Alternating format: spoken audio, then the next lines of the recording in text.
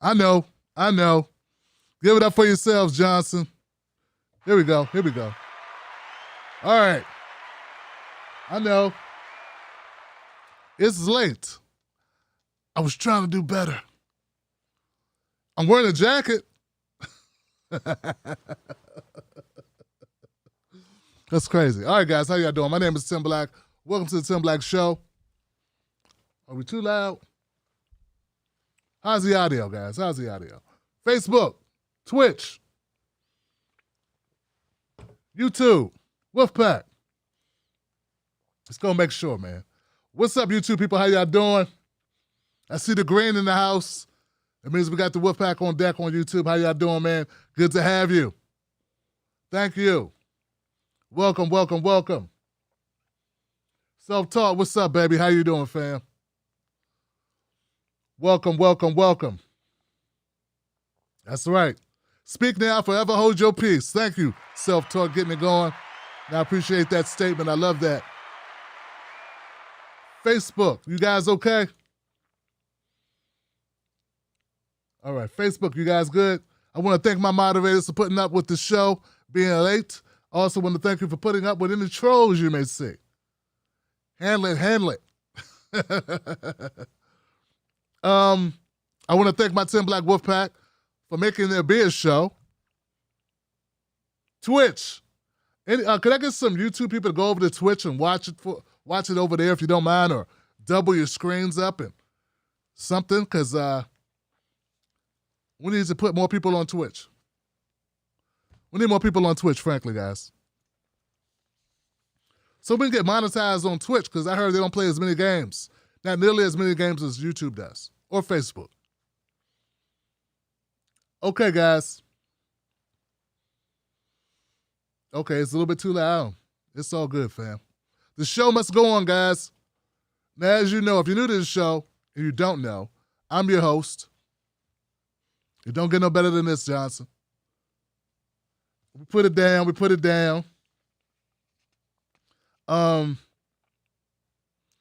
And we do this show Monday, Tuesdays, Thursdays, and Fridays. Sometimes we do it 5 days a week, sometimes we do it more. But those are the days you can count on, because we have a lot to talk about. What else? On Tuesdays and Fridays, we open up phone lines.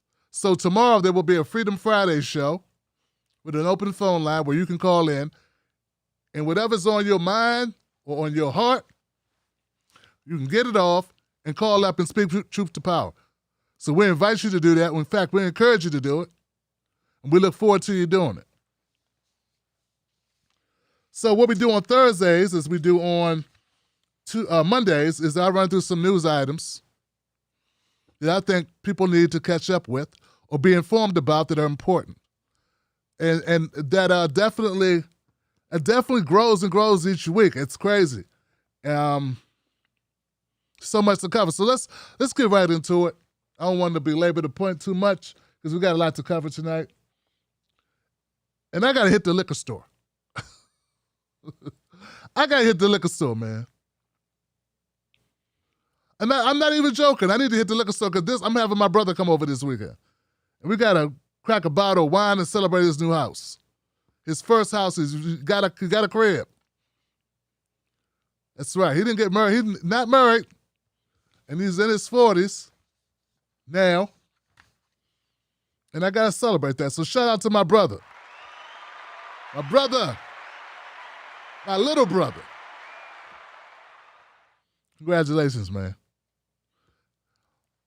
Let's get going. Okay, I saw this story, and it's particularly disturbing, because I'm trying to understand exactly what happened. Okay. You may have heard of this. Hold on, guys. Let's go. This is a tough one. Let's go right to the clip. Let's go right to it.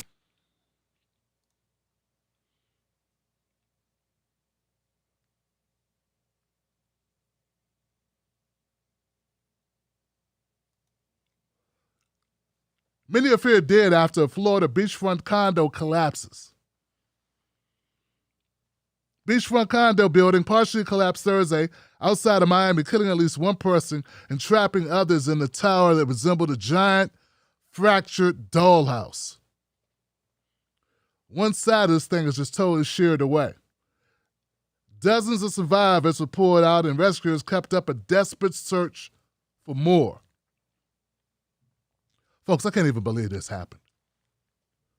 Can you imagine being in your home and then not being in your home?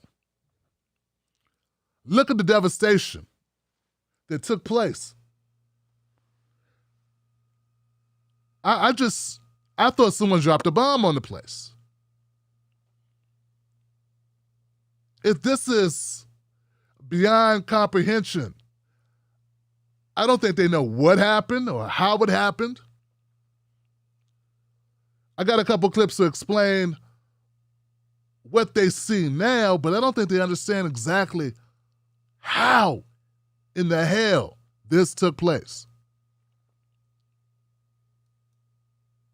We have the mayor of Surfside right now. Mayor, good morning. So you just walked right on up to us, so we'll just go ahead and ask you some questions here. I guess, what can you tell us? What do you know so far? Well, we know that I was called at 2 o'clock this morning regarding a building collapse, which I had no idea that it would be this kind of collapse. Sure. We thought it might have been a balcony or something, but when I got out here, it's a catastrophe. I'm told by our police chief, we treated 10 people after the immediate collapse. 2 went to the hospital. One has died, unfortunately. We have about 15 family units that have been transported up to our community center, and the Red Cross is getting ready to house them in some of our local hotels. We've also got a hotel that's next door that's not damaged, but it's so close to the building that we don't want to let people go back into that building right now. And those people are going to have to we're going to have to make other arrangements for those folks until we can confirm that the rest of the building is not in danger of collapsing. Mayor, do you know how many people were inside the building at the time of the collapse? We don't, but there's no reason to believe it wasn't substantially full. Now we got probably a third or more of the building that is completely pancaked in the back.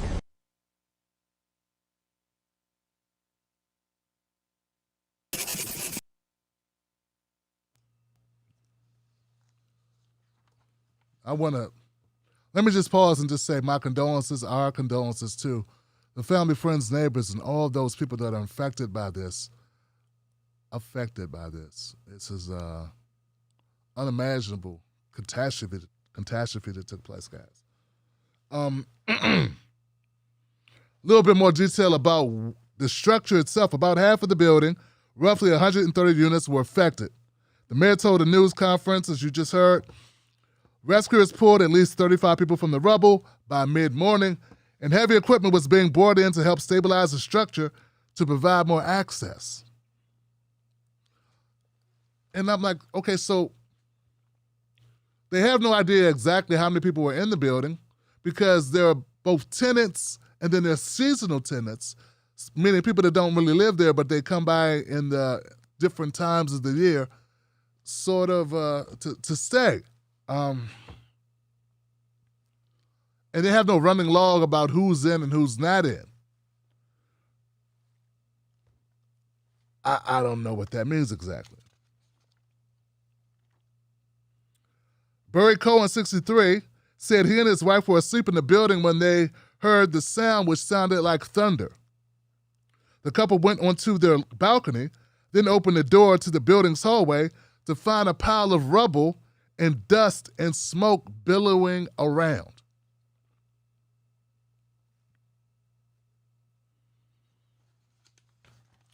I got another clip I'd like to share with you. We have the mayor of Surfside right now.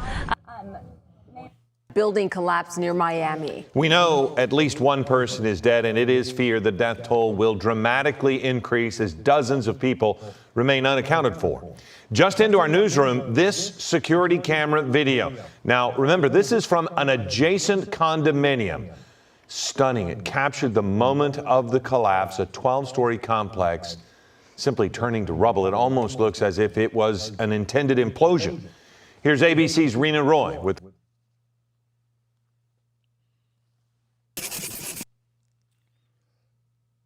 the seaside condominium It was built in 1981. It had a few two-bedroom units on the market with asking prices of $600,000 and $700,000.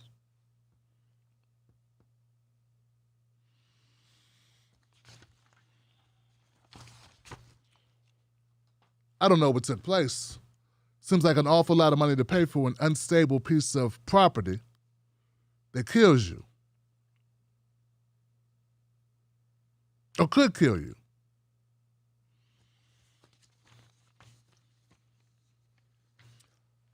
No words, no words. All right, guys, I'll update you as they continue the rescue efforts.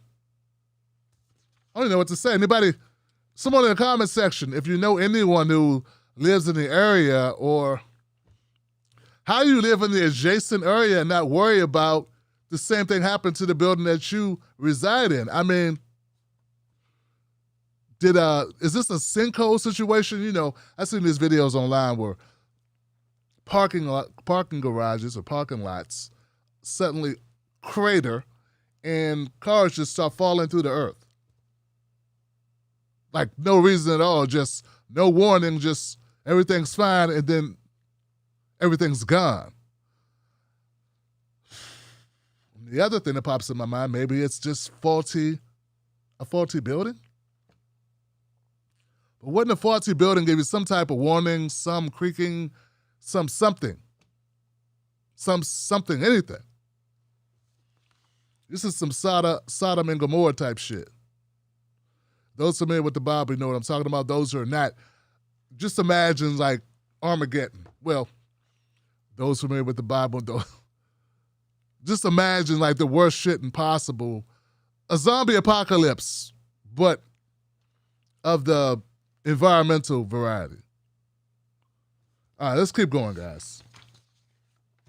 Speaking of catastrophes, Biden infrastructure plan is said to come to an agreement, meaning a meeting of the minds, because, you know, Joe Biden is such a wheeler and dealer, he's able to get a compromise out of the Republicans. Yeah, bipartisanship. It's the new black.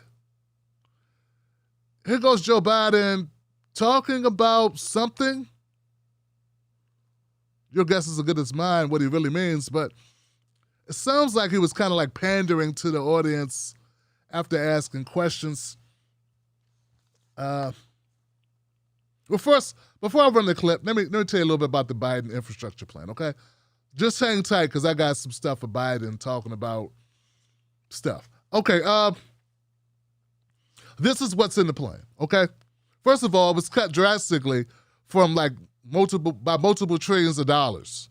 So that's really what bipartisanship means. It means, oh, let's take money out of it. Let's make it a lot less effective, robust, and helpful to the American people. That's exactly what it means. It also means let's make the donors happy. Yeah, let's make donors feel really good about this. Let's show our solidarity by selling out the American people. So what's in it is $66 billion in rail projects and $49 billion for public transit. Republicans agreed to funding for many of its transportation proposals, albeit at reduced levels, and touted the inclusion of a $7.5 billion investment in charging stations for electric vehicles. Good. Got to be able to drive your Tesla. $109 billion in road and bridge projects, $201 billion in water, sewer, power, and environmental remediation projects. Does that include Flint and parts of Philadelphia and parts of North Carolina and parts of pretty much everywhere in the United States where the water is horrible and is silently killing people? Yeah, folks, if you think the only place where there's bad water is Flint, you'd be sorely surprised because, nah, man, there are places with worse water than Flint, just have not gotten the coverage as Flint has gotten. And also good to note that the governor who authorized the switch to the tainted water, nothing happened to him. Next, $65 billion for broadband infrastructure. Biden has said his goal is to provide universal broadband access an initiative that is especially popular with Republican senators from states with large rural and ex-urban populations. No new taxes on the wealthy. That's probably their favorite part. That's probably the part that made them even sign this shit, is that he wasn't going to tax Republicans or wealthy people, which you would think would be Republicans, but are there a lot of wealthy Democrats too? Yeah. The 1% cuts across the spectrum. $47 billion down payment on resilience projects to cope with climate change. Stepped up tax collection by the IRS. To go after who exactly? Bill Gates, Jeff Bezos? Tesla, what's this guy? The weird guy, though. The guy I always forget. Oh, that's right. Yeah, the Tesla guy. Say his name. I always forget his name. You guys know his name. Is this thing spinning or what? I don't know if this is even working. Anyway. No one knows. Okay. No major funding for housing.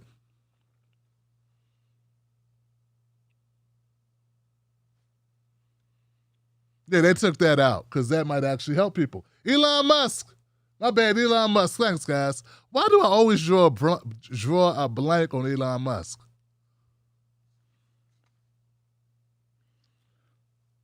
Biden's big human infrastructure plan is gone.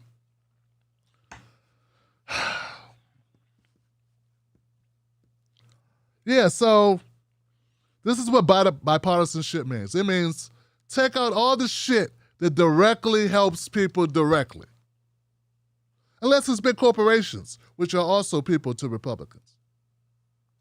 And corporate Democrats. Remember, corporate Democrats and Republicans have just one line of separation. They're virtually the same thing. Do like this, you wouldn't know the difference. Biden's big human infrastructure plan is gone, at least from this measure. You don't know if it's coming back. The bipartisan proposal appears to leave out much of the president's initial $2 trillion blueprint, which included massive spending to combat climate change, subsidized childcare, education, and other types of human infrastructure. Spending, which could make it a hard sell for many progressives in the House, who could easily scuttle any plan if they choose to buck the White House. Uh-oh, here we go, guys. Here we go. We're going to have this showdown. I see it coming on the horizon, folks. I can see into the future. Now it's going to be up to progressives, i.e. the squad, to not sign this piece of shit. Or else, blame Tim Black. I mean, it's kind of what they did before. Like, oh, shit. Tim didn't join the parade of stomping on the squad, so therefore it's his fault. I'm joking, kinda. No, I'm just being serious. Here's the deal, guys. This is the way I see it. Okay, so bipartisanship is dog shit. It's just a way to get out of doing what you need to do, what you promise the people to do. What good is winning if winning is, hey, everybody, let's join hands and cave in immediately? Yeah, because what good is winning if when they win, help you win? Remember, Biden didn't win the damn thing. The people voted for him. So it's not like he was, had a real competition, like he actually did something. Other people did it for him. And as a result, the benefit of doing that is he goes immediately to the people he just beat and says, hey, let's work together. He doesn't go and say, hey, my plans are better, that's why I won, watch me do my thing. He goes over and says, hey, what can I bend over and give you? You know what I'm saying? This is very frustrating to those who voted for him that are aware of things. Got to be aware of things to be upset by it. If you're not aware of things, you get mad at people like Tim Black, once again, for pointing out the obvious, or the things you don't know, or things you missed. What good is having Trump? What good is getting rid of Trump if you got a guy who does what Trump did, just in a different voice? And nicer when he does it. With more favorable, reporting. So that's why you got to keep pushing Joe Biden. You got to stay on his ass. You got to keep pushing his journalists, his spokesmodels, or people that are promoting him. And you got to continue to be critical thinkers on this stuff. Because if you win an election, that means your agenda must be pushed through. But what the Democrats do is they go, oh no. Now it's time for us to all work together. Republicans don't do that. Democrats do it to virtue signal. I don't want virtue signaling, I want results. Now, speaking of results, Joe Biden he gave a speech about this.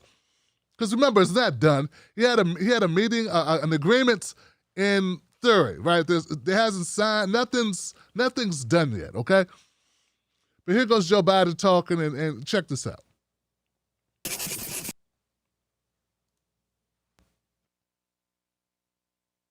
Building collapse near Miami. Understands, and they're seeing. The proof is in what's happening. It's now projected our economy is going to grow. This makes no sense, but hang in there with me. This year. Projections from Wall Street to the Fed is going to continue to grow. We're going to increase more, and guess what? Remember, you were asking me, and I'm not being critical of y'all, I really mean this. It was legitimate questions you're asking me. Asking me, well, guess what? Employers can't find workers. I said, yeah, pay them more. This is an employees bargaining chip now. What's happening? They're going to have to compete and start paying hardworking people a decent wage. And by the way, talk of inflation. The overwhelming consensus is going to pop up a little bit and then go back down. No one's talking about this great. So again, if it turns out that what we've done so far, is a mistake, it's going to show. It's going to show the economy's not going to grow like it wasn't before. People aren't going to have jobs with increased pay like it was before. People are going to be out of work like it was before with no options. Unemployment's going to continue to climb instead of continue to go down. If that happens, then my policies didn't make a lot of sense. But I'm counting on it not. That's why counting on it is working. I've got to get a helicopter. Will you travel to Florida? All right. So clearly there what happened is someone on Joe Biden's staff told him to say some things that they thought were witty. It would somehow ingratiate him to the press pool and delusional people that think that Joe Biden is with it. He's not with it, and neither is what he's talking about. Look, it doesn't make much sense to say, I'm with the workers, but then you, in theory, agree to a plan that cuts out the major parts of your infrastructure plan that would help those workers. You understand what I'm saying? Joe Biden's done some things with his plans that have helped people, but only marginally. And as the guy that can do more, if you don't do more, you don't get to just whisper into the microphone and talk really creepy about what you could do. And to be like fake charismatic. I think that Joe Biden has got the memo that people are pissed and that this thing called 2022 is coming. Is he trying to run out the clock? It looks that way. Why not fight for what you want? Why not fight for what you were elected to bring? Why not get in and mix it up? He had no problem being on the campaign trail threatening to fight people in the hallways and challenging people to push-up contests. And now, because he has people like Bill Maher running interference, people on The View running interference, and basically all the cable media besides the wacky conservative jackasses and sellouts on Fox News and Newsmax and some of these other places I won't even name, even worse. Trying to give us the impression that Joe Biden's on our side. Hey, look, Joe, you're the president. You don't need to be cute or coy. Get it done. Go in there and do your damn job. Next up, I don't even know which one of these to go to first. It's just horrible on all sides. Okay, so we've been talking, well, I haven't talked about it a lot recently because, well, frankly, it just pisses me off the amount of BS that's surrounding this 1-6 or the commission about the insurrection or the breach, the riot, the Capitol riot, that thing, the thing. When all these good old boys and a couple of dumb old black guys ran into the U.S. Capitol because they were pissed because Donald Trump was no longer going to be sitting in the Oval Office playing golf. Getting up using the bully pulpit to push more white supremacy into the eardrums of knuckleheads. That's all he basically did, and then pretend to be fighting for working people, which he never really was, only to be then replaced by someone who's basically doing a different thing in a different type of voice, but the same thing in a different type of voice.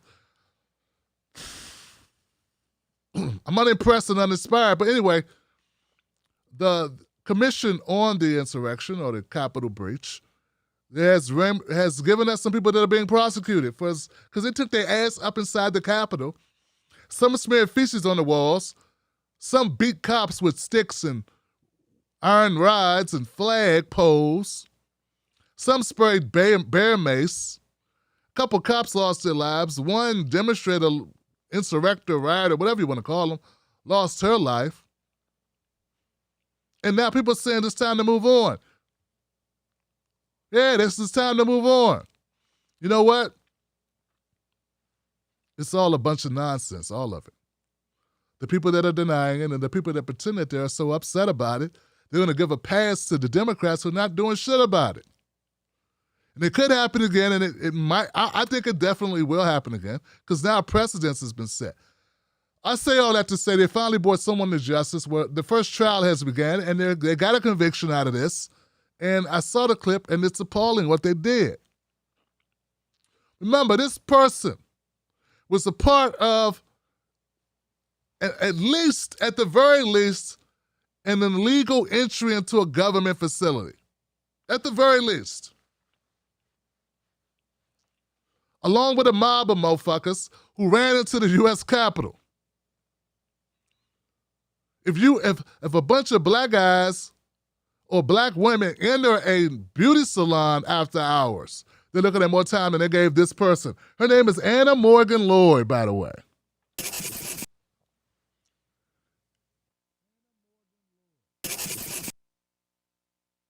There she is. U.S. Capitol riots, first offended sentence, avoids jail. Folks, I shit you not. They didn't get this woman jail because they felt sorry for her. They felt sorry for her ass. Because it's a 49-year-old grandma who didn't know what was going on, and I came down here with my hairdresser, and they were going in, so I went in after they had already went in, and I just looked around, you know?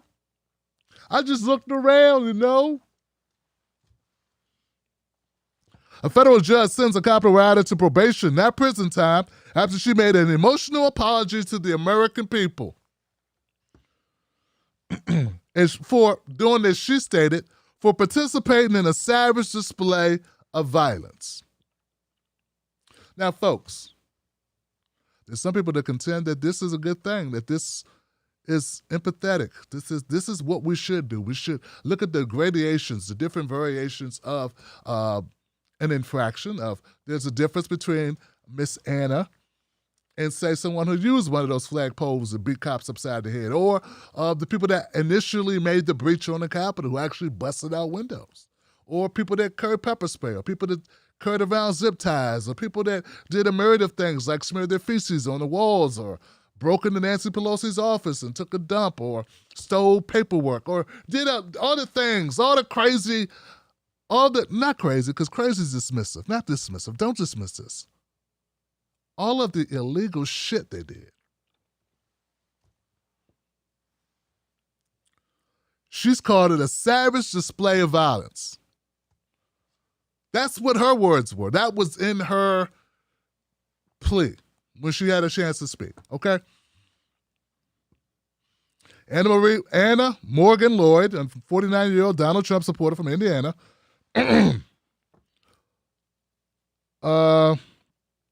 she pled guilty. She will spend no time in prison after pleading guilty to a single misdemeanor charge of parading, demonstrating, or picketing in a Capitol building.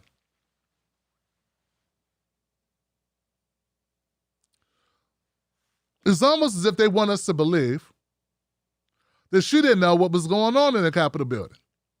Like, she showed up and she was like, oh, the doors are open. I guess I'll just go in and walk around this motherfucker. I'll just go in to see what's happening. Let's go check it out.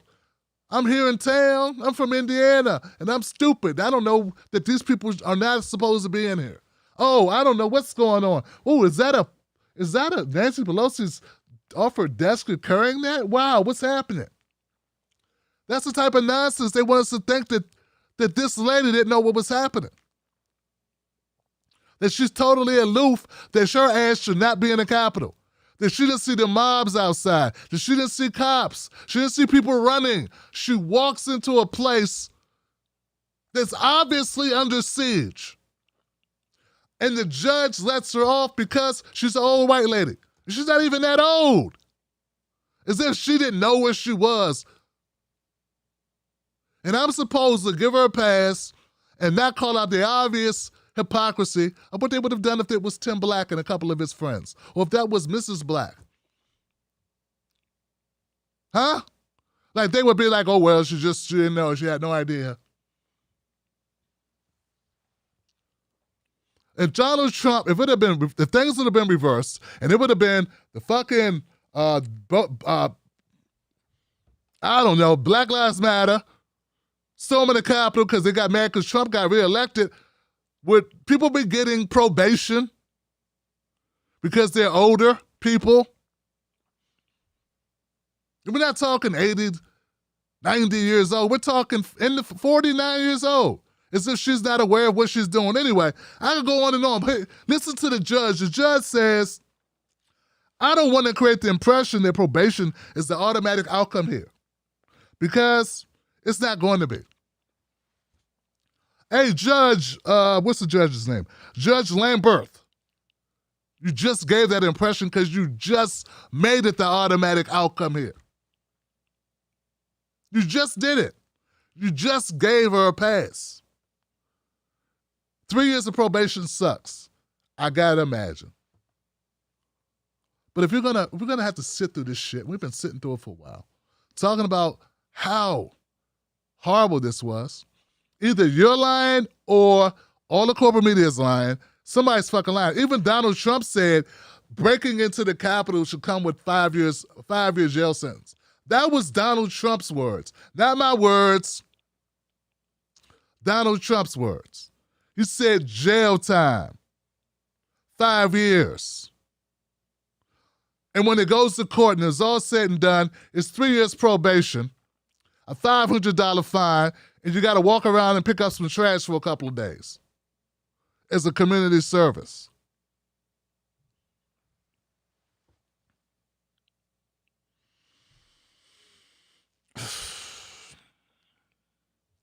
While Morgan Lloyd faced a maximum potential sentence of 6 months in prison, the judge said he did not think it was appropriate for him to impose a harsher sentence than federal prosecutors had requested. That's the kicker. The federal prosecutors didn't even ask for more time. You understand what I'm saying? It's all been a game. It's all been smoke and mirrors. Of course, there's going to be some good old boys that get a hit on the hands pretty hard. Yeah, there's going to be some good old boys that get hit on the hands so hard they ain't going to be able to use their hands for a while. I understand that, but what I'm saying is either it was an insurrection, either it was breaking into a federal building, or it wasn't. If it wasn't, fine. Rewind time and give me back all the time in my life that I've wasted on this damn story. But if it is, her ass don't get to just skip off and tell me about how, oh, now it's just and fair. There's somebody on the Black News Channel was like, this is just and fair. This is how it should be done. Here's the problem. Here's the problem, shining star of the Black News Channel. With all due respect, sister.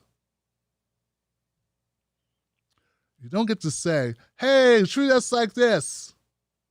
It's okay, because there should be this. No. They're not going to treat us like this. And we need to push back when it's obvious hypocrisy, because they're locking someone right now is going to jail who's black for far less than this shit.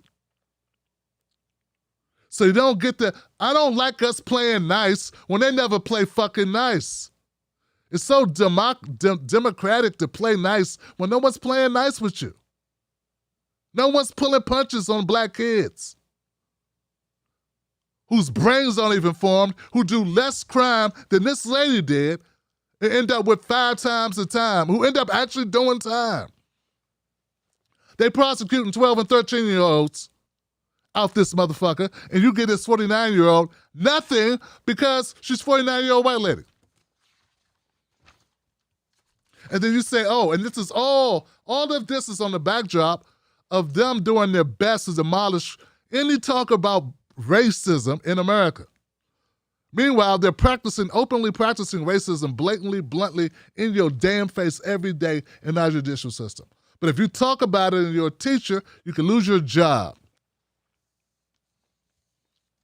If that isn't America in a nutshell, what is? The great hypocrisy. The United Hypocritical States of America.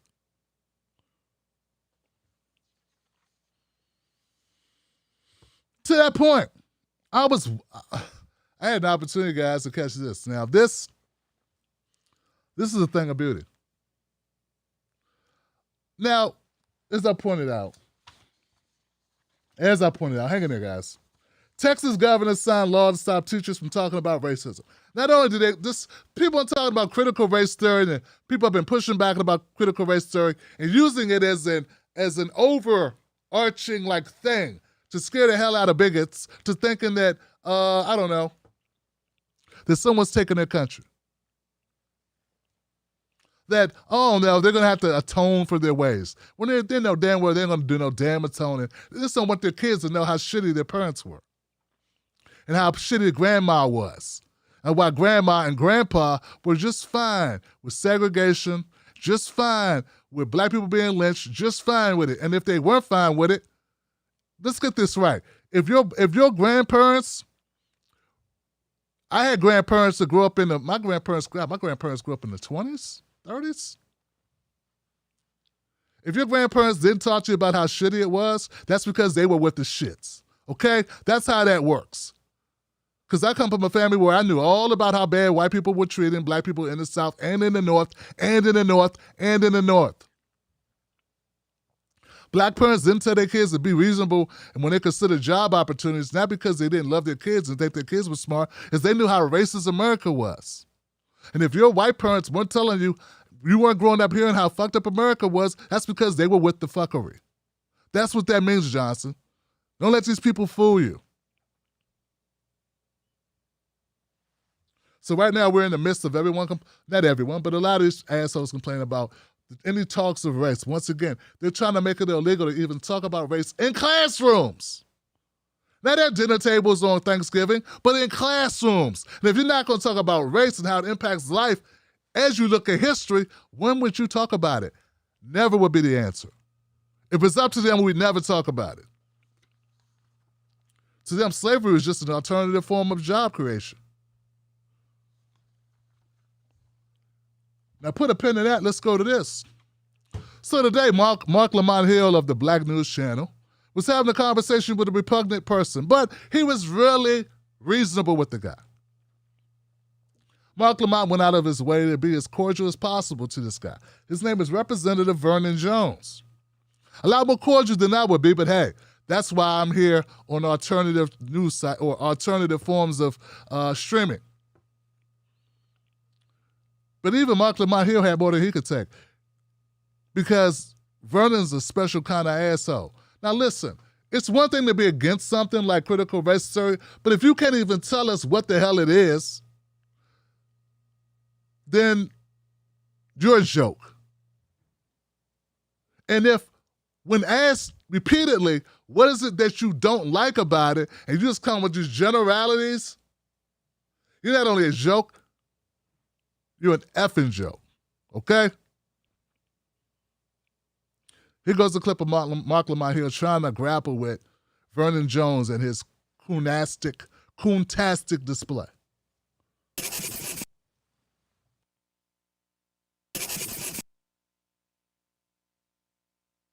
Let me pause 1 second. I'm trying to understand though.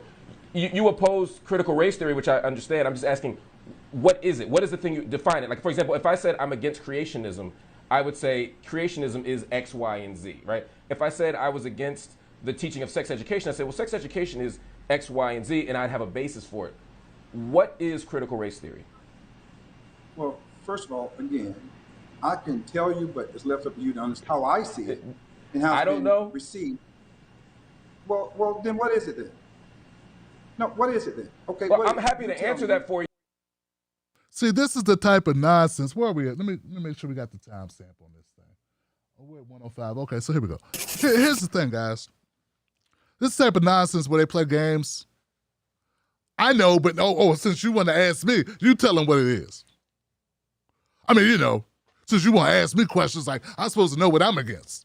You tell me the thing or the definition of the thing that I say that I'm against, because I don't have to waste my time explaining to you what I'm against, even though I know that I'm here to talk about the thing that you just asked me, but I don't have to know the name of it or the title or even understand what I'm against.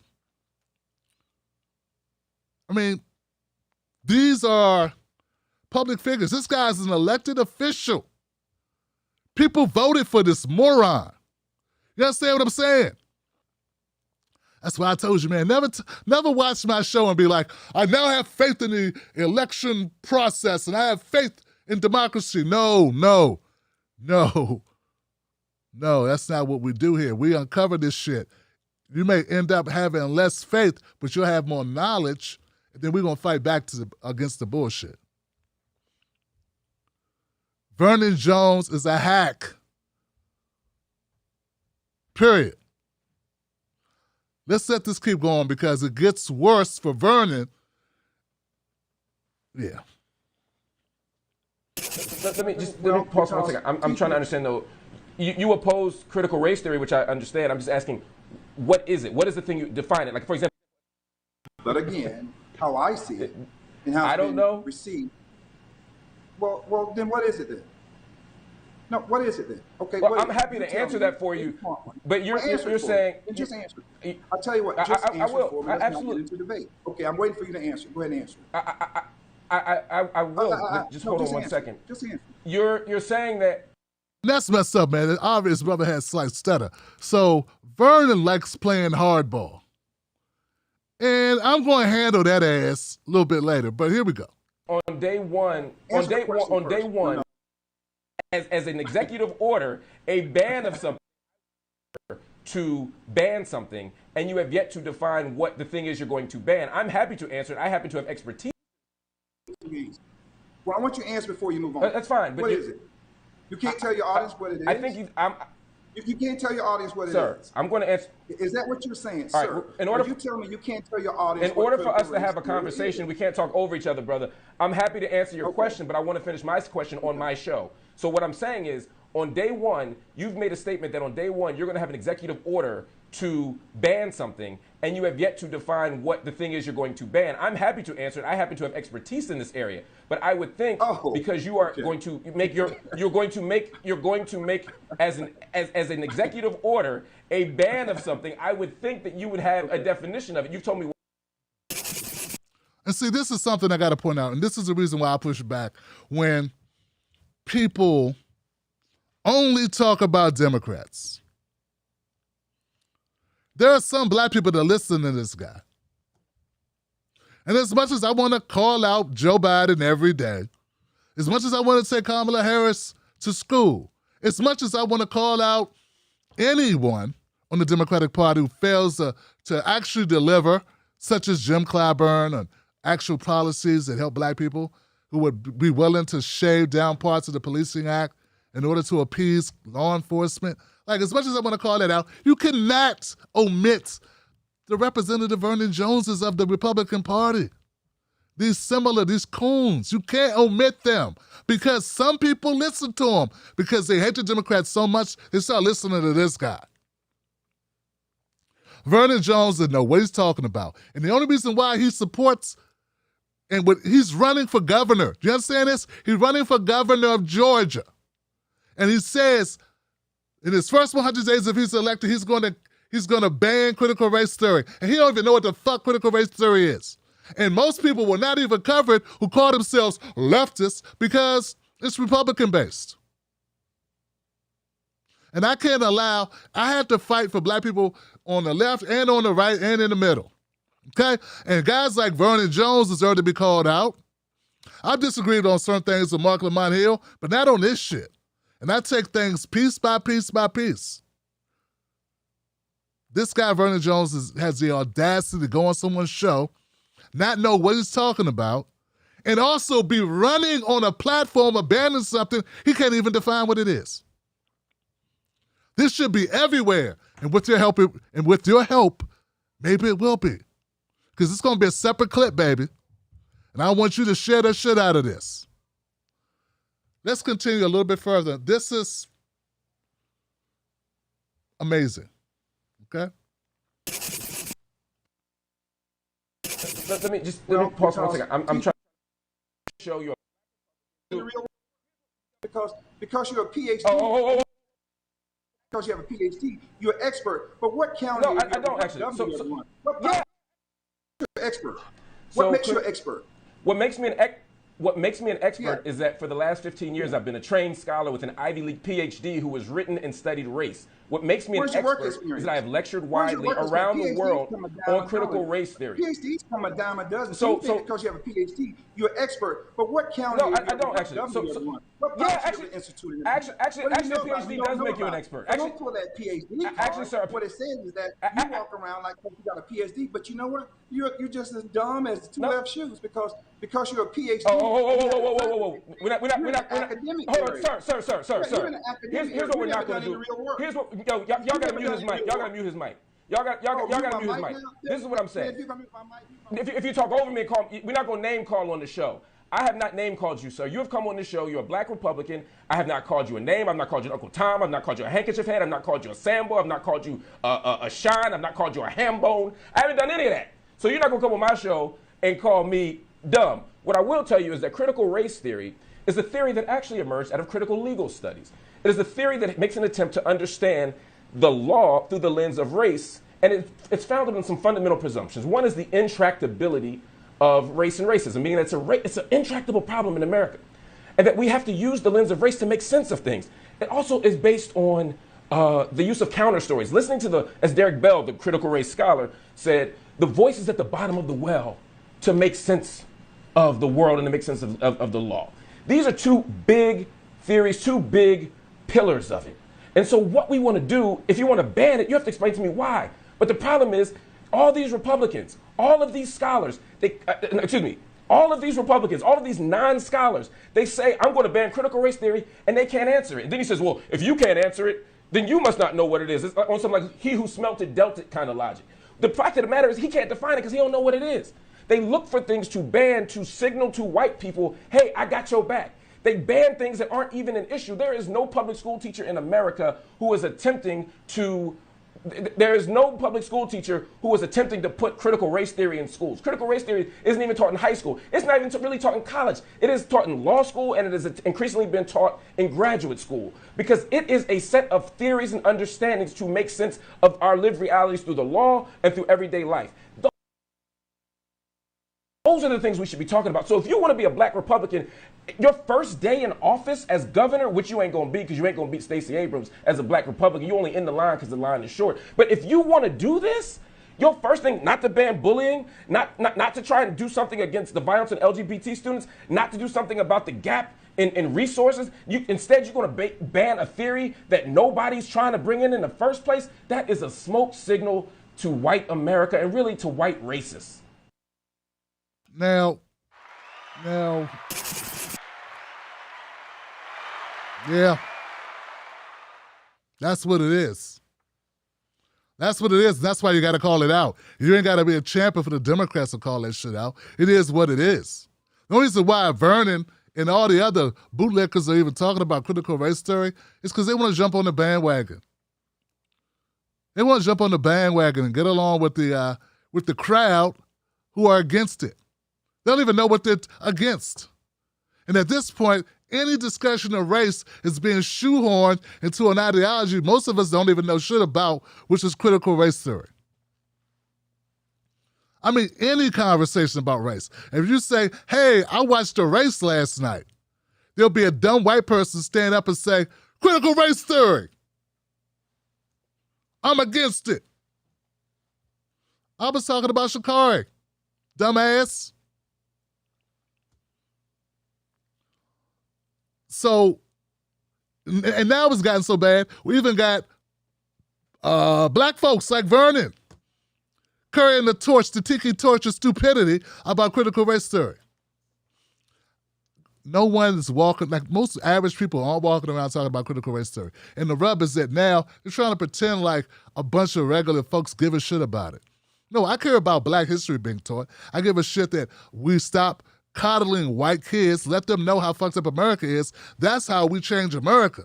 I mean, if we have any hope, I mean, if you don't allow us to let white people be educated, we can't just have black people be the only one know what's going on in the world when it comes to race, because we're not the majority in the country. White kids have to understand racism in America, or we all forget all hope in the future, because we won't overcome these hurdles just by black people knowing how racism operates. We've known how racism operates in America forever. Has that changed racism in America? No. And for people like Vernon Jones, he's okay with that as long as these people, these good white people, give him money for his dumb campaign, his failed campaign, and yeah, I'm calling it right now. As long as he get money and donations for his war chest, he'll throw us under the bus and all the black kids, all of America under the bus to pad his pockets. Now, to that point, I sent out a tweet. Because after I watched this, I said, you know what? Vernon's an asshole, and he needs to be dealt with. Because I hate when people come on someone's show, and believe me, I have it, where people try to come on and try to overtalk you on your own show, try to get loud, and I got to cut their mic. I saw the little tactics Vernon was using, where he was trying to cut Malcolm off as he was talking, that's so Malcolm couldn't make his point. So here goes the tweet I sent Vernon. Yeah, here we go, Vernon. I put out this tweet. I said, so this happened. Mark Lamont Hill had to blast Representative Vernon Jones for his uninformed, false narrative and basic tap dancing for buttermilk biscuits nonsense. To my surprise, I went away, I did things, I got ready for the show, and I realized that Representative Vernon had replied to me. He says, you're a butt boy, Mac Lamont, lifetime student, no-time job, BS and crazy race D-Roy. And then he sent over a video of two horrible, grifting sons of... So I said this, the Hodgkins are self-hating grifter shitheads, and so are you, Vernon. I have more chance of being governor than you. Shut the fuck up. And I meant that. Then when I went back to see if he was going to talk some more shit, I see that Vernon had deleted his tweet. That's right. I went back to see if Vernon was going to still talk, and his tweet had suddenly disappeared.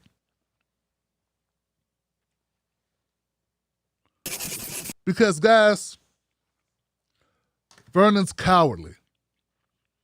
He's cowardly, he's on the dole, he's a grifter, and he doesn't know much, okay? That's the whole deal here. You ain't got to agree with Malcolm Lamar Hill, okay? You don't.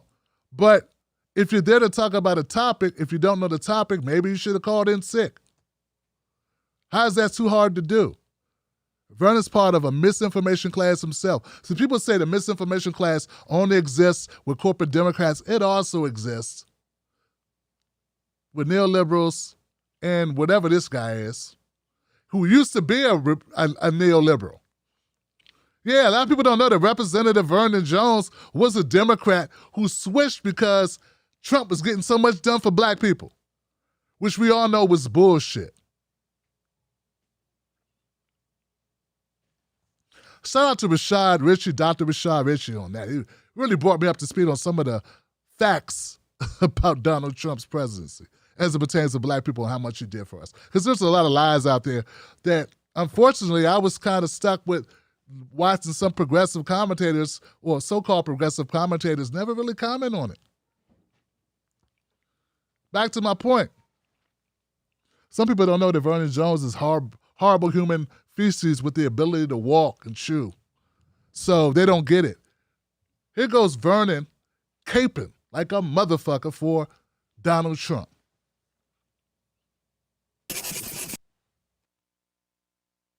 But I'm here to tell you that black voices are becoming more woke and louder than ever.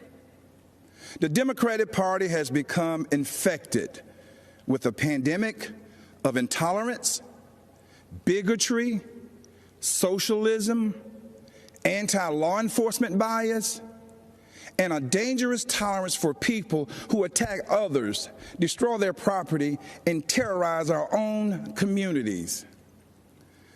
That's what this election is all about. See what I'm saying? That's why I had no problems hammering Vernon Jones, because Vernon Jones is a bootlicking, grifting, coon in the ass Sambo of the highest order. That's what he is. And I'm not going to pull any punches on this guy. No punches will be pulled. All holds, no holds barred. That's what, no holds barred. Yeah, all the moves work. All the punches, kidney punches, behind the head, behind the back, all that works here.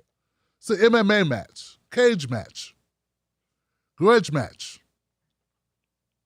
Imagine going in front of a big-ass room full of conservatives and saying the problem with America is that we be rioting.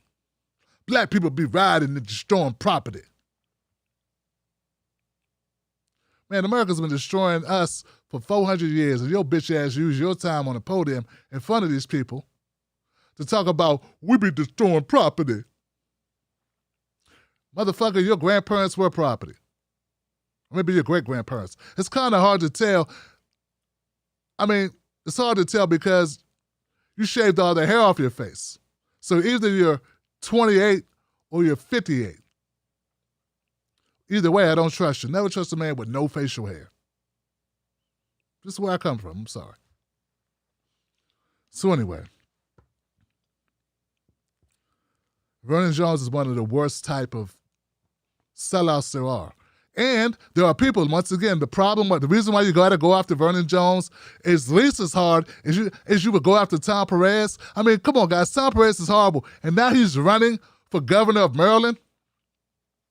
I don't want that motherfucker to be my governor. So I'm at least going to go after Vernon Jones as hard as I'm going to go after Tom Perez. Okay? And that's the difference between you and me. Those who disagree is that I see both of them as a threat. Both of them are liars. Both of them are grifters. Both of them are against black people.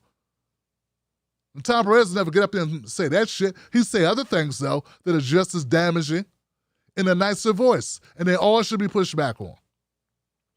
And why not? We are commentators. We're not paid by the establishment. We should be using as much time as we can because it's free time, free mic, and just run through these assholes. Instead, we got commentators pretending to be politicians like they're running for office. Anyway, call this guy out. This guy is horrible.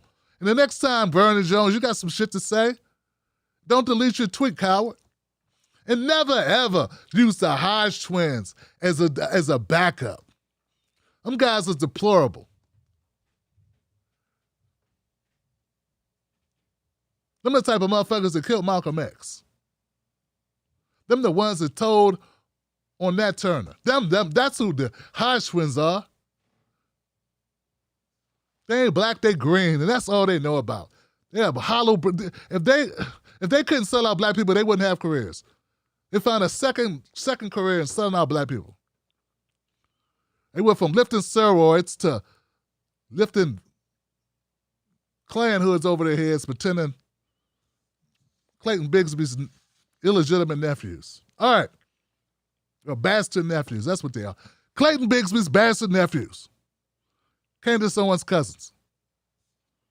All right, next. Damn, that felt good. Tim is going hard today. Well, I had to. I recently was featured on the Race Reset with my man Michael Graham and the crew. Kalaisi and John put it down, Johnson. They gave me some love. They said we're going to get Tim Black his flowers before he pushes up flowers. So I appreciate that because, good to know you appreciate it before you did. That's good. So they gave me mostly like a A- B+ rating on my recent content. So go check those guys out on their podcast, The Race Reset. And I would say check them out anyway. It's sort of like being at the black barbecue with smart black people who drink a lot and who know a lot. All right, next. Here goes the part I love to feature. Here goes now for a segment that I love doing the most. Folks, get Nina to Washington. All right, so we know Nina Turner's been doing an excellent job of campaigning. There's a lot of milestones that have been reached. Most recently, after Hillary Clinton came out in support of one of her rivals, the Nina Turner campaign had a fundraising mega night, folks. We're talking about raising nearly $200,000 from over 4,000 donors, many of which were new to the campaign, with an average contribution of only $27. That means once Hillary came out supporting an adversarial or rival candidate, it worked in the favor of the Nina Turner campaign. So that's great. Thanks, Hillary, for your support. May it continue. Now, the negative downside to Hillary Clinton coming out, Hillary's a smart lady. She knows that she's not popular and that Nina Turner's going to get a bump in donations from people. But the reason why Hillary Clinton comes out and supports a rival candidate is because she's sending a signal to dark money interests and PACs to send money to the rival. Because she knows that people aren't going to send a challenger to Nina Turner money. Nah, not the people, but the corporations and the dark PACs and the donors, the typical donors to the moderate wing of the Democratic Party might. So that's why, guys, before we go any further, I need you to go to ninaturner.com and continue to support her. Donate with your time or with your treasure if you can. Now, a couple days ago, there was an event held at online. It was a great event, okay? It was, I filmed it. I actually streamed it on this channel. It was actually a debate for the 11th district, okay? So we had a lot of candidates. It was a lot of people on the screen. I got some clips from the debate. And Nina Turner was in rare form, or in typical form, I should say. She was in typical form, putting it down in a couple of comments. The first one I have is Nina Turner talking about something that we all love her for, and we all support: advocacy for Medicare for all. Check it out.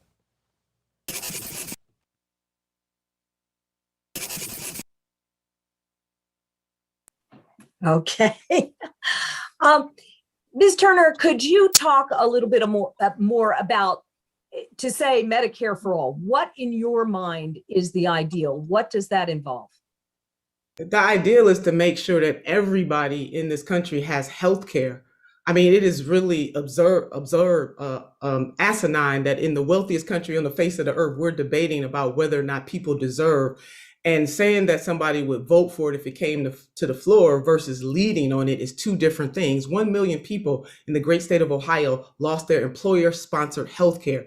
But the pandemic has shown it ripped away all of the doubt about having a commodified healthcare system. And because we're the wealthiest country on the face of the earth, we should ensure we are the only industrialized nation that does not have some type of universal healthcare. And when Medicare for all was first envisioned, it was envisioned as a system for all. No more copays, no more deductibles, no more premiums. And no one suffers the most than the poor, the working poor, and the barely middle class. And we do not have a universal healthcare system that will be able to lift people. And oh, by the way, that type of system also helps businesses too. So it's something that we must do in the United States of America. So we do not have a universal healthcare system that will be able to lift people. And oh, by the way, that type of system also helps businesses too. So it's something that we must do in the United States of America. Thank you. I do want to ask a follow-up on that. Do you see any role for private insurance in the system?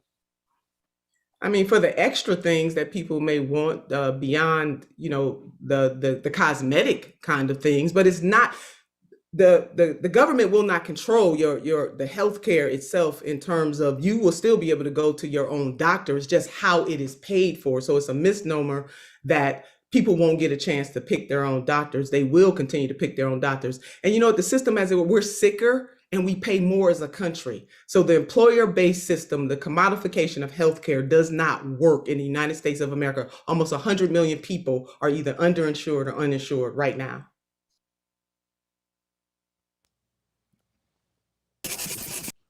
That's right.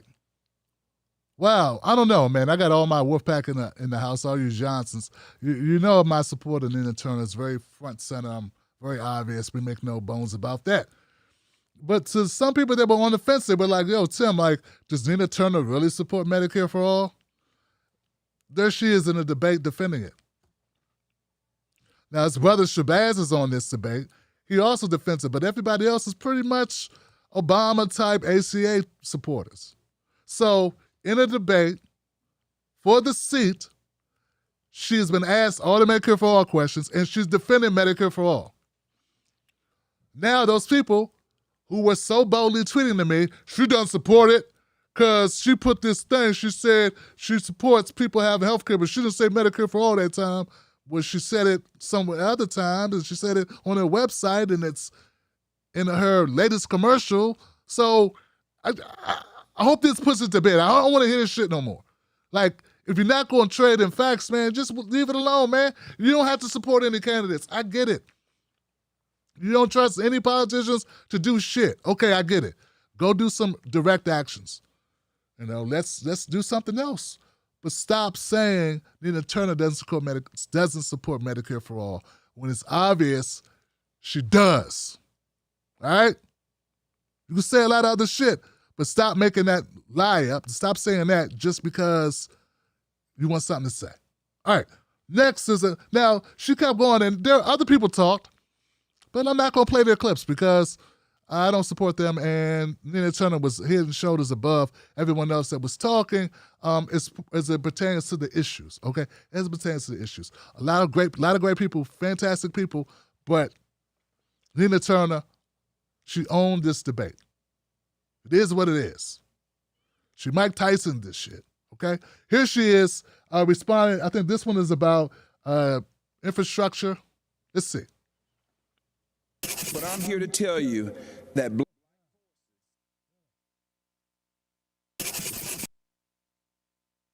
Ms. Turner, we talked earlier about some of the frustrations and horrible issues that emerged from the pandemic. But what initiatives were either implemented or expanded during the COVID crisis that you think should become a longer-term part of how our nation runs, how it operates? In terms of the Biden administration's, the COVID relief package which was $1.9 trillion. In that package was the child tax credit. And, parents are going to be receiving relief. And through that just that one portion of that policy change, cutting childhood poverty in half.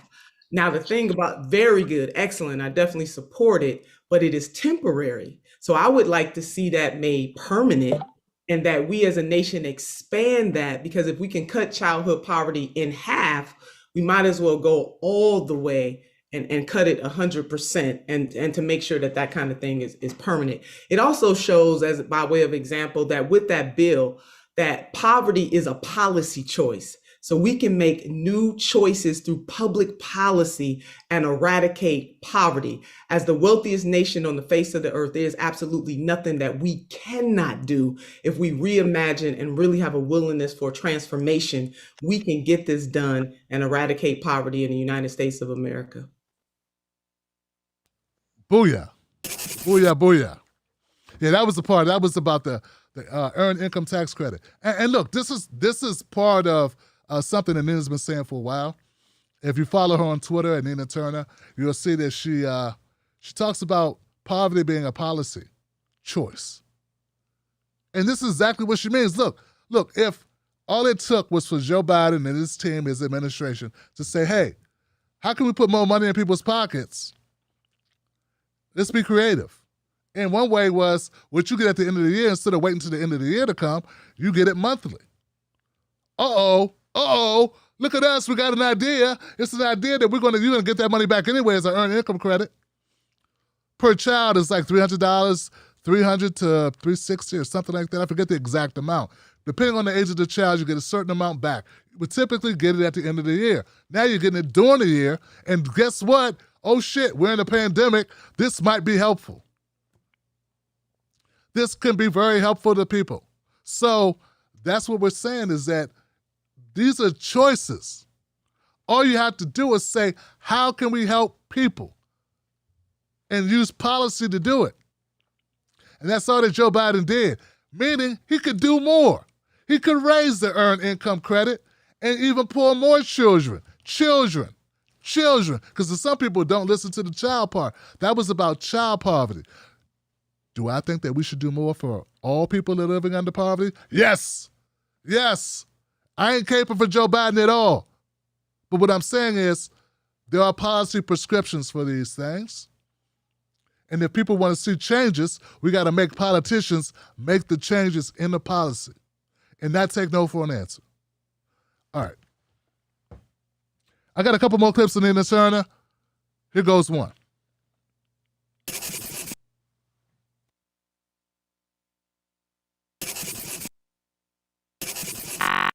Have a positive effect and reverse some of the decades of deterioration and discrimination in communities of color and low-income communities that have had inferior products and materials installed into our communities. And so we need someone who will be able to be a partner, not a puppet, but a partner, to be able to work with the administration to negotiate, to ensure that we are getting the resources that we need in the 11th Congressional District. And the fact of the matter is, I'm best positioned to do that. Ms. Turner, what are your thoughts? Well, it is encouraging to see what the administration is doing. Definitely, the federal government was complicit in creating some of the systemic challenges that we are facing right now. None of these challenges are new. So it is absolutely important that communities of color, particularly African-American community, not only be at the table, but the resources as they are being permeated throughout our community, that those resources are laser focused into making sure that communities of color actually get those, that they actually get the jobs.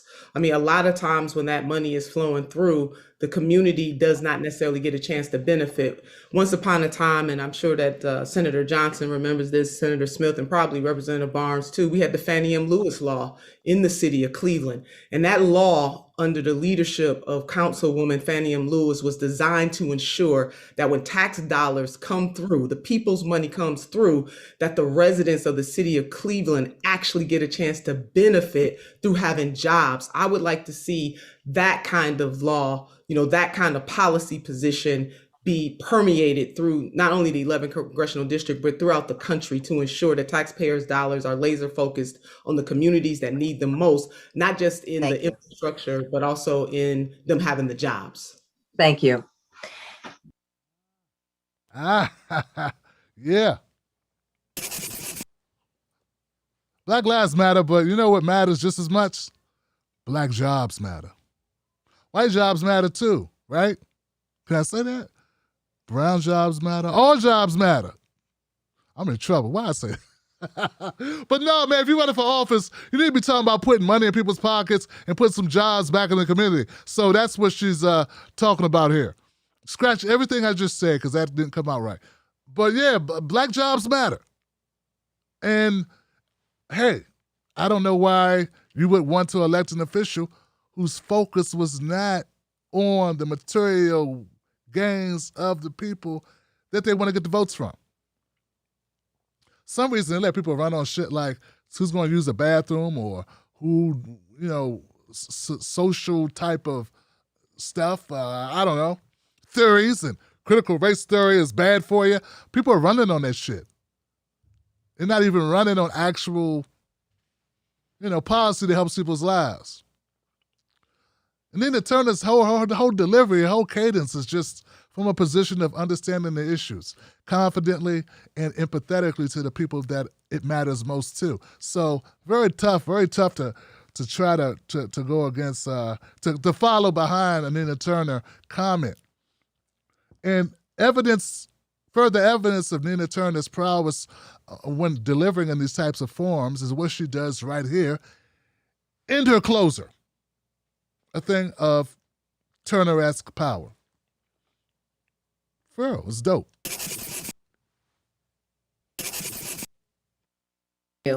Nina Turner? When I think about running for this office, many things enter my mind, but definitely the memory of my mother, who died at a young age of 42 years old with her dreams deferred. Many of you familiar with the poet Langston Hughes, when he asked a very important question, what happens to a dream deferred? I am running to ensure that the residents of the 11th Congressional District, from Greater Cleveland to Greater Akron, that very few people have to ask that question about what happens to a dream deferred. I have the vision to help to provide provision for the poor, the working poor, and the barely middle class from all walks of life. I do believe, similarly, in the words of Booker T. Washington, that there are two ways of exerting one's strength. One is by pushing down, and the other is by pulling up. You need to have somebody that will lead this community who does have a vision, that understands being a partner does not mean being a puppet, that working with does not mean acquiescing to. So vote for Nina Turner for Congress, ninaturner.com. You will always know whose side I am on. My first, second, third, fourth, and fifth concern are the residents of the 11th Congressional Districts.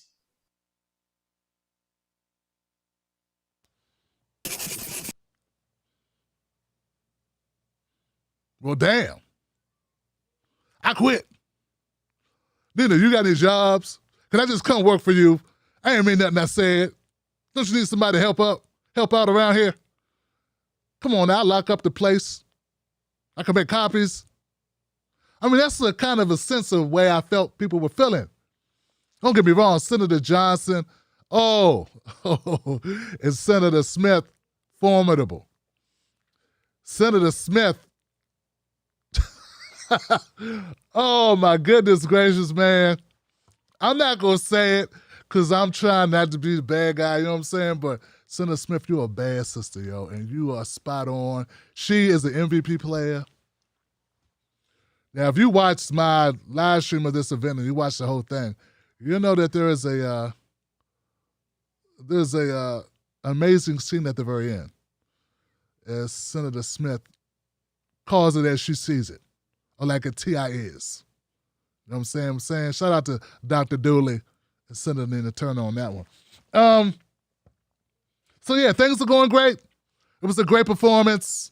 I think she won over a lot of folks. I don't think she lost any ground at all. In fact, I think she gained ground. According to the Cleveland Plain Dealer, strongest fundraising, no, not strongest fundraising, with nearly all the 11 congressional district candidates in one room on Wednesday, Nina Turner showed why she's the front runner. And they wrote a glowing article about it, how Nina Turner just killed it, how she represents the way forward for Cleveland according to her performance. So go check that out. That's on the Cleveland Plain Dealer website. Now, a couple more things are coming up that I think are that you want to know about. The first thing is there's a special event Saturday, okay? It's the Economic Justice Town Hall. And, it's going to be in Cleveland. Saturday, June 26th, Nina's going to be appearing in Cleveland with Killer Mike at a town hall on economic justice hosted by TYT. And look, all the proceeds go to Rock the Vote. So I encourage you to go try to get a front row seat at that event. And if I'm able to stream it, I'll stream it. I don't know if I can stream that event or not because it's TYT. But there it is, guys. There it is. Also, remember, go to ninaturner.com to become a part of the campaign. We can't just want change. We got to fight for it. We got to work for it. And we need some people in Congress that are actually there for us to go along with our other actions, other grassroots that grassroots actions that we are taking part in. Right? Because I believe in inside, outside, right? So whether you are working locally in your community, whether you're working locally in local politics, whether you're participating in direct actions, there are different ways to make an impact, but we cannot leave on the table possibility of legislation that also helps folks, also helps the people. So I support that too. Last thing, early voting starts July 7th. We're getting closer to that time, Johnson. Early voting July 7th. Be a part of it. Is that it? Okay, I'm Tim Black, Real Tim Black, Facebook, Twitter, Instagram, Tim Black at Night. Now let's go to Super Chat. I saw a couple of comments. I can't wait to read them, man. Thank you guys for supporting this show. I know it's crazy. I know lots going on. I know you got a lot of other options. I want to thank you for choosing to be here with us. And remember, we don't play games. We punch them in the mouth every time out. And if sometimes I miss things, it's not because I want to miss them, right? So when I miss things, send them to me. Don't just think, he don't give a shit. Nah, I'm one guy. I want to help. You want to help curate some content? Send it to tim@timblacktv.com, or even better yet, send it to clientcare@timblacktv.com. So be a part of the help. Don't just think I don't give a shit. Some of you got a lot of knowledge, a lot of information. Support the show. You can support in other ways. You can become a member, or you can give your time. Both are greatly appreciated. No doubt. Johnsons. All right, let's see what the comments are. I know we got some. I saw a couple in there. All right. Is this thing running? It's running. Self-taught artist with the comment. Speech isn't free anymore. Speak now, forever hold your peace. Give it up for that. Tony D says, I don't trust creepy liar Joe Biden. I don't trust him either, Johnson. No. And I don't got to trust him. If he does things that help us, I'll go, all right, you're doing your job. That's what you're supposed to do. If you don't, I come for you. That's it. That's all. William McGregor. William, what's up, man? William McGregor. Bipartisan and Biden speak means no lube and lacking the common courtesy of a reach around. I knew that before I even read the whole thing, man. We come from the same time, you know what I'm saying? I know your comedy, bro. Clench those cheeks because this is going to hurt, Johnson. No. Mm-mm. Mrs. Black and I don't play that. No.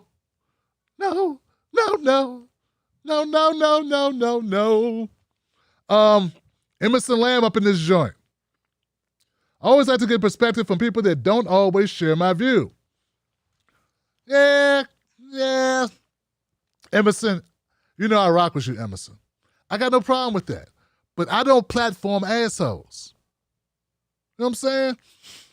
So recently, Dr. Rashad Ritchie, and look, TYT is lucky to have Dr. Rashad Ritchie. Don't get it twisted, guys. Someone clip this out and send this to Dr. Rashad Ritchie. First of all, Dr. Rashad Ritchie knows his shit. He's on point. He advocates without apologies for black issues. He's well-versed in politics. He's an excellent debater. I've seen him run through conservatives like they were toilet paper. So get it right.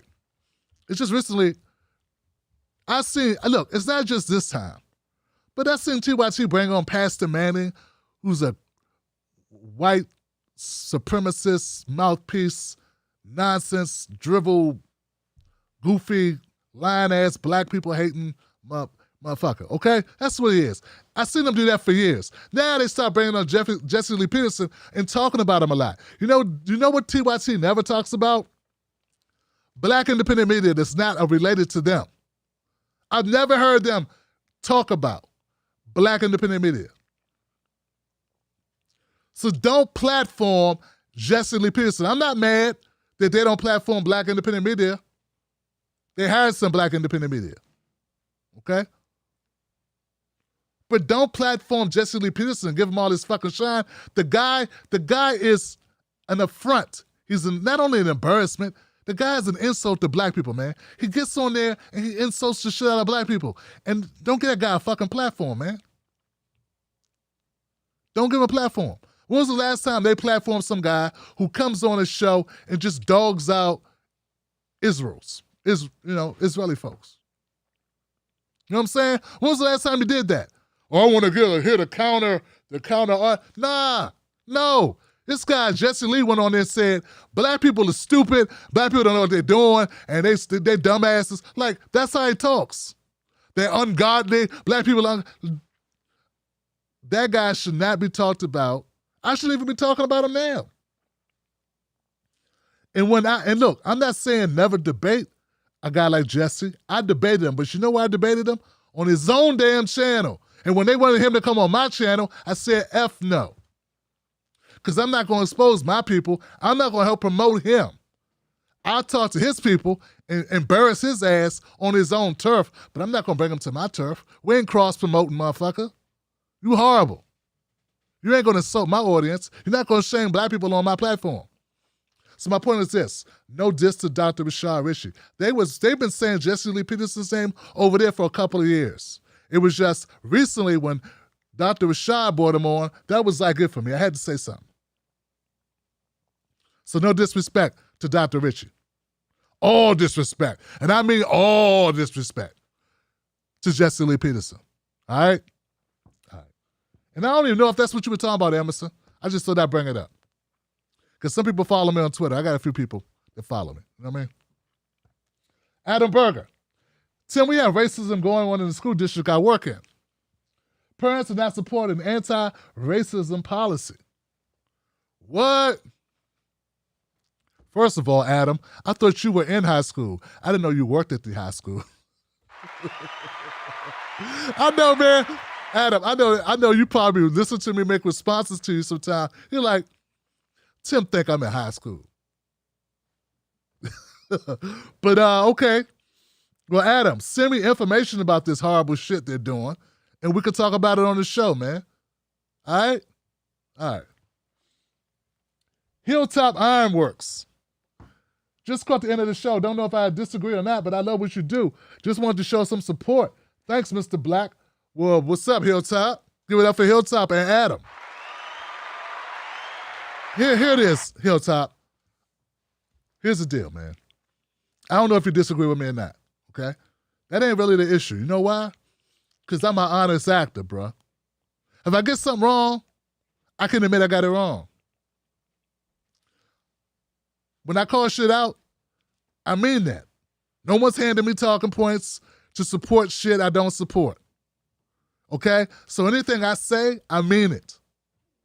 You may disagree with some things, but never be like, I wonder if Tim is doing this because the Democrats are paying him to do it. Oh, I wonder if Tim is doing this because the Republicans are paying him to do it. Oh, I wonder if Tim is doing this because he's trying to get a job. And no.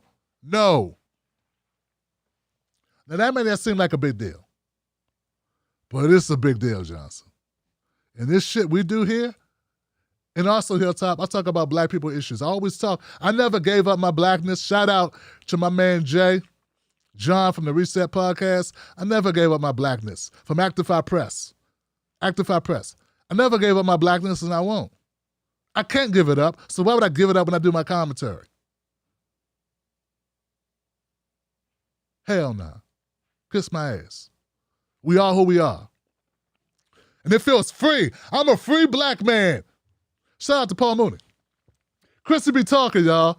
And Chrissy be talking, and that's real talk. Chrissy calls into the show. She's always got a great comment. Listen to Chrissy. She says, I think we need to stick together to support Nina. Why don't you go on TYT? I'm genuinely curious. Well, here's why. They don't fuck with me. No, seriously, that's it. I'd go on there, and if I disagree with something, I'd say, you know what? I disagree. And I tell them why. But that's not what they want. Look, man, if they don't own your ass, they don't promote your ass. They're not going to put you on the show. It's the same reason why I was only on Sam Cedars' show one time and was set up by Sam. And shout out to Michael Brooks, man. Rest in peace. And that's been it. Right? David Packman won't have me on. Now these motherfuckers won't have me on because I'm black, man. The hell used to have me on for a minute. It's like, hold up, Tim's too black. Yeah, that was it for that. That's what happens. I didn't ask it to be that way. And then when I realized it, I said, you know what? It ain't the worst thing in the world. I've been on my own. I came in alone. I'm dying alone. You know what I'm saying? You know what I'm saying? And I got my wolf pack. We good. But in a nutshell, you have to ask TYT why they don't bring on Tim Black. I mean, they bring on everybody else. I think the reason is they don't know what the fuck I'm going to say. That's all. That's dangerous. Some people, they know exactly what they're going to say. They don't even have to tell them. They know to play the game to go along, get along crew. I don't go along or get along. Which is the major knock about me, is that I don't get along with people. I don't go along or get along. Fuck it, man. With our eyes rise. All right, okay. Any suggestions on what to add to Jenk's iPad name? Green Lover's Dream? To help people, watch the video we just posted to your Facebook Live. Follow Tim Black would be very helpful. Seriously, man. That would be very helpful. Follow Tim Black. The real Tim Black. It's only one. I'll check it out, man. Thank you for the donation, my friend. Supporting the show. It's not donation, it's supporting the show. Donations sound like church. This ain't church. I do some preaching sometime, but this ain't church. Emerson says, you're honest, that's why I come to you. Emerson, what's up, fam? I got no time to lie, man. When you lie, you got to remember your lies. When you kiss ass, you got to remember, the way you kiss the ass. Like, was the ass this way? Maybe I should have the ass this way. Man, how'd I have the ass last time? They loved it when I kissed the ass. So I don't kiss ass, man. I just call it like I see it. Vernon's not calling it like he sees it. Vernon Jones is kissing. So this whole thing, we're off the Democratic plantation. Motherfucker run right to another plantation. Talking about he free. They like, get your ass in there and throw your black people under the bus. He was doing the same thing when he was on the Democratic side, but it was a different way. It was some of this tired of this narrative of there's only one plantation. Nah, they had slaves in the South and the North, dumbass. Okay? Stop acting like Because you left Alabama to go to Carolinas. You left Alabama to go to Florida. The fuck, man? What?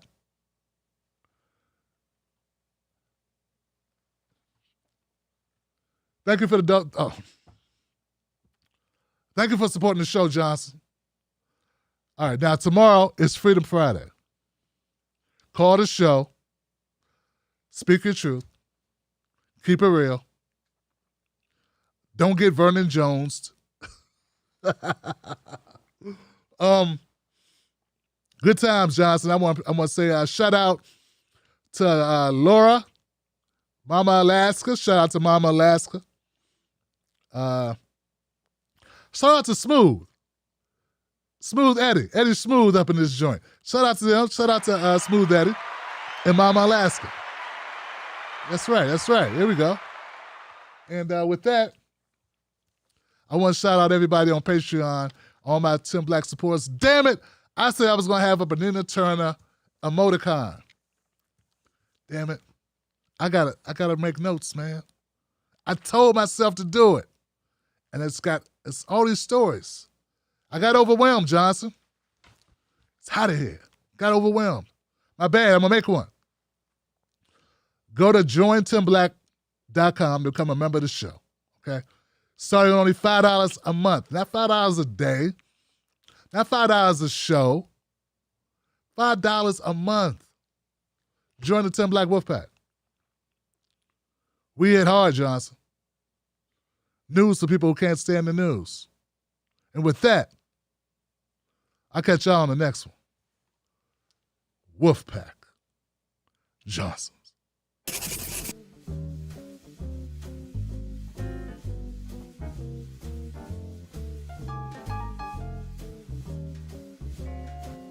Let me ask you.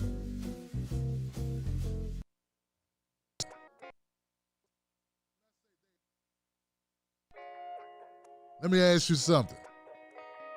Do they know us? When I say they, I mean the talking heads on cable news. Do they know you? I mean, they talk about the world as if it's a sport.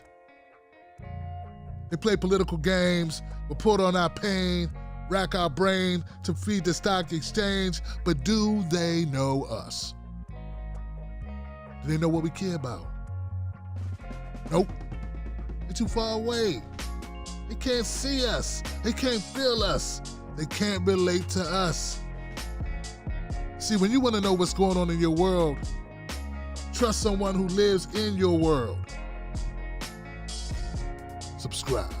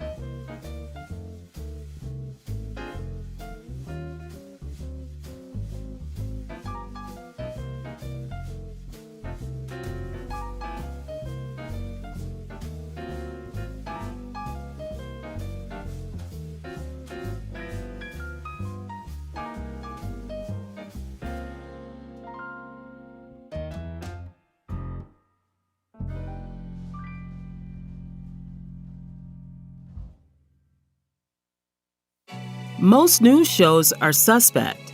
They don't focus on Black issues, and when they do, it's all fluff. How does that help your life? How does that help your family? How does that help the culture? They don't. The Tim Black Show is different. Tim Black gives you news for people who can't stand the news. Real, authentic, researched, entertaining, on point. Don't let nobody take your cornbread. Visit www.timblacktv.com today. Get Black breaking news, politics, culture from someone you can trust. TimBlackTV.com. Join us today.